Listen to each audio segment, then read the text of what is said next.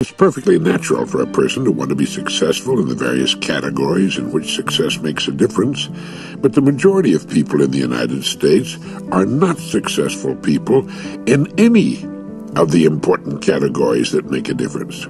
What are these important categories? Well, we might number them as 1, recognition.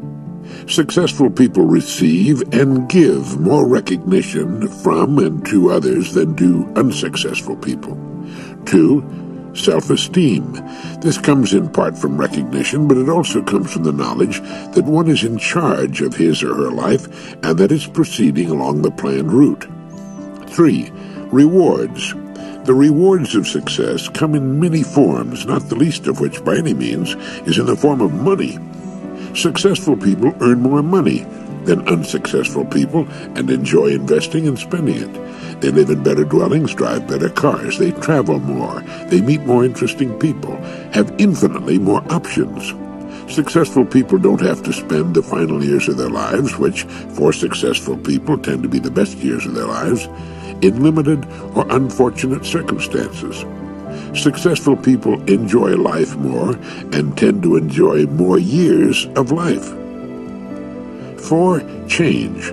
The stimulation of change in our lives is of great importance. In fact, some experts in such matters believe change to be the second most important want on the part of people everywhere, right after recognition.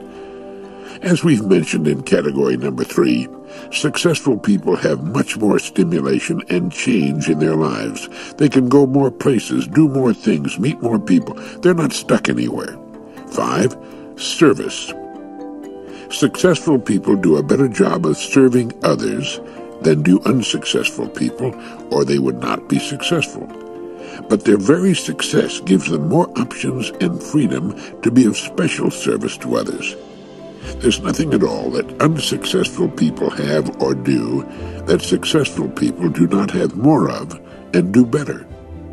Unsuccessful people are not stronger or in better physical condition than successful people.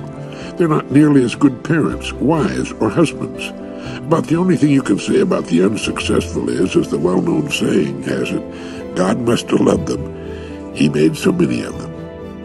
The unsuccessful person can usually be identified with a group.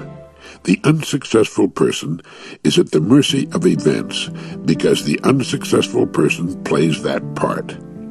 Que sera, sera. Whatever will be, or it is God's will. Well, America was built on the Protestant ethic that goes, God helps those who help themselves. The successful person does things. The unsuccessful person has things done to him or her.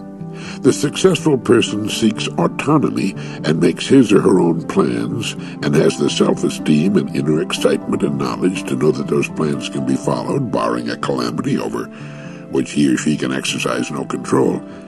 The unsuccessful person tends to focus on the calamity or ride with the punches. The successful person gives, the unsuccessful person takes.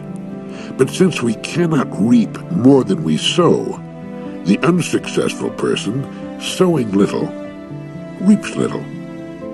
Have you ever heard someone say, I do no more than I'm paid to do? Sure, we all have. And that person has stuck himself in a no-win fix. Doing no more than he's paid to do, that man can never earn more than he's receiving, other than just cost of living raises. He is an unsuccessful man. He cannot give his children the kind of information and encouragement they need if they're to succeed. In every family, somebody has to start the ball rolling if one of the members is to move from the ranks of the unsuccessful into the camp of the successful. Successful people manage to be on top of things at least most of the time, and unsuccessful people do not. Things stay on top of them. They never take charge of their own lives and destiny. They don't set difficult goals for themselves. They don't seem to know enough.